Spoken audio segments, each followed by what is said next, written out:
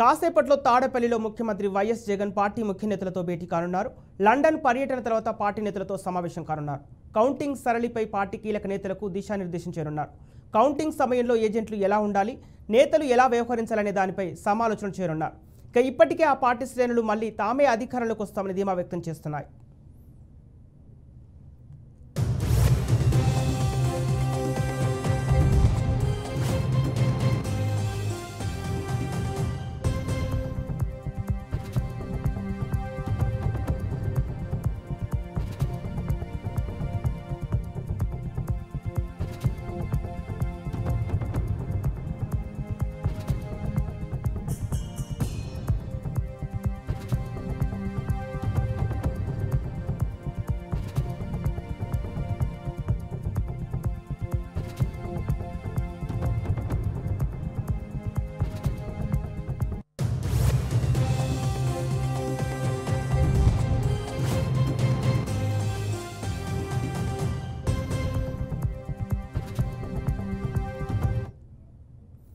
దీనికి సంబంధించిన పూర్తి డీటెయిల్స్ మా ప్రతినిధి విజయవాడ ప్రతినిధి శ్రీనివాస్ లైవ్ ద్వారా అందిస్తారు.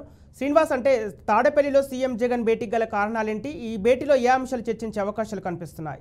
సంపత్, రాష్ట్ర వ్యాప్తంగా జరిగిన సార్వత్రిక ఎన్నికలకు సంబంధించి ముఖ్యమంత్రి జగన్మోహన్ రెడ్డి విశ్రాంతి కోసం లండన్ పర్యటనకి వెళ్ళారు. అక్కడ నుంచి స్విట్జర్లాండ్ అనేక ప్రాంతాలు తమ కుమార్తెలతో కలిసి తిరిగారు. అయితే ఈరోజు తెల్లవారుజామున ఆయన ఏపీకి తిరిగి చేరుకున్నారు. ఉదయం నుంచి కూడా పెద్ద ఎత్తున ఇటు నాయకులతో పాటు వైసీపీలో ఉన్నటువంటి కీలక వ్యక్తులు, ముఖ్య నాయకులు ఎవరైతే ఉన్నారో వాళ్ళందరూ కూడా ఈరోజు ముఖ్యమంత్రి జగన్మోహన్ రెడ్డిని కలవటం, ఆయనకి శుభాకాంక్షలు ఆహ్వానం పలకడమే కాకుండా పూర్తి స్థాయిలో రాష్ట్ర వ్యాప్తంగా జరిగినటువంటి ఎన్నికల సరళి, ఇక్కడ జరుగుతున్నటువంటి ఏదైతే వైసీపీ ఇప్పటివరకు అభ్యంతరాలు ఏదైతే వ్యక్తపరుస్తూ ఉందో, పార్టీకి సంబంధించినటువంటి అభ్యంతరాలు ఏవైతే వ్యక్తపరుస్తుందో ఆ అంశాలని, అదేవిధంగా రాష్ట్రంలో జరిగినటువంటి సార్వత్రిక ఎన్నికల్లో ఎక్కడెక్కడ అల్లర్లు జరిగినాయి, దాడులు జరిగినాయో ఆ అంశాల్లో పోలీసులు తీసుకున్నటువంటి చర్యలు కావచ్చు, అందులో ఆ వైసీపీ పార్టీలో పోటీ చేసినటువంటి ఎవరైతే నేతలు ఉన్నారో వాళ్ళకి కలిగినటువంటి అభ్యంతరాలతో పాటు ఇతర అంశాలు, పార్టీలో కీలక అంశాలు ఏవైతే ఉన్నాయో అన్నిటి కూడా చర్చిస్తున్నట్టు తెలుస్తుంది. అయితే మధ్యాహ్నం నుంచి కూడా పూర్తి స్థాయిలో ఎమ్మెల్యేలు ఎవరైతే ఉన్నారో కొంతమంది ఎమ్మెల్యేలతో ముఖ్యమంత్రి జగన్మోహన్ రెడ్డి భేటీ కానున్నారు. ఈ భేటీకి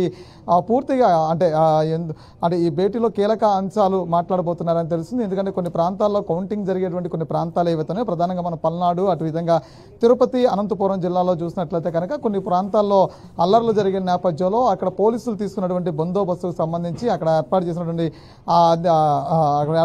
బందోబస్తుతో పాటు పోలీసులు తీసుకుంటున్నటువంటి ఏదైతే చర్యలు ఉన్నాయో, ఈసీ ఇచ్చినటువంటి ఆదేశాల ప్రకారం పోలీసులు ముందస్తుగా తీసుకున్నటువంటి చర్యలు, ఇలాంటివన్నీ కూడా కౌంటింగ్ కేంద్రాలకు వెళ్ళేటప్పుడు ఎమ్మెల్యేలు పాటించాల్సినటువంటి సూచనలు ఏవైతే ఉన్నాయో అవన్నిటి కూడా దిశానిర్దేశం చేసేటువంటి పరిస్థితి కనిపిస్తుంది. అంతేకాకుండా అల్లర్లు జరిగినటువంటి ప్రాంతంలో జరిగినటువంటి సంఘటనలకు సంబంధించినటువంటి వివరాలు కూడా ముఖ్యమంత్రి జగన్మోహన్ రెడ్డి అడిగి తెలుసుకుంటారని తెలుస్తుంది. ప్రధానంగా పిన్నెల్లి రామకృష్ణారెడ్డి మీద నమోదైనటువంటి కేసులు కావచ్చు, అదేవిధంగా పల్నాడు జిల్లాలో ప్రధానంగా ఎందుకు అల్లర్లు జరిగాయనే దాని మీద, అంటే బయట వైసీపీ చెప్తున్న నేపథ్యం మనం చూసినట్లయితే కనుక రిగ్గింగ్ జరుగుతున్నటువంటి ప్రాంతంలో పిన్నెల్లి రామకృష్ణారెడ్డి ఈవీఎంలు ధ్వంసం చేశాడనే అంశాన్ని పరిశీలించాల్సిన పరిస్థితి. అది వ్యక్తిగత అంశంగా కూడా వైసీపీ పార్టీ కొంతవరకు చెప్పడం జరిగింది. అంతేకాకుండా కొన్ని ప్రాంతాల్లో ఈవీఎం ఎక్కడైతే రిగ్గింగ్ జరుగుతున్నటువంటి టీడీపీ కానీ కూటమి పార్టీకి సంబంధించిన వ్యక్తులు ఎక్కడైతే రిగ్గింగ్ చేస్తున్నారో ఆ ప్రాంతాల్లో అభ్యంతరం పరిచిన నేపథ్యంలోనే ఇక్కడ అల్లర్లకి ప్రధాన కారణం అని కూడా వైసీపీ చెప్తుంది. అది ఈసీ దాన్ని అన్ని అంశాలను పరిశీలించి ఫిర్యాదులు చేస్తుంటే బాగుండేది. ఈసీ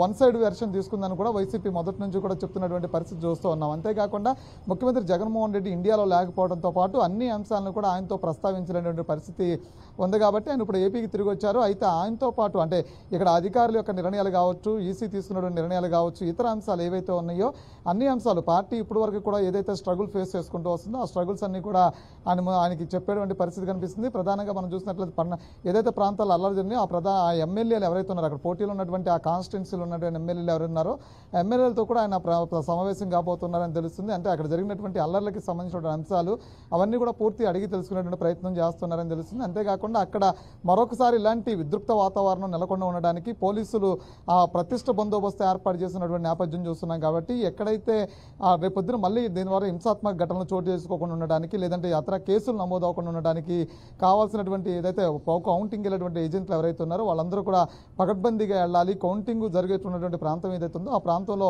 పూర్తి స్థాయిలో వాళ్ళు అవన్నీ పరిశీలిస్తూ ఉండాలి, అబ్జర్వ్ చేస్తూ ఉండాలి.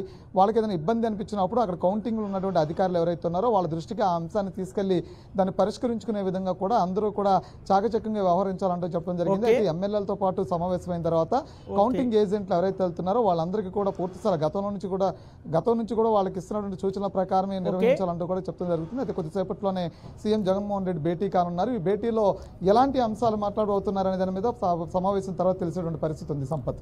Okay right, thank you Srinivas.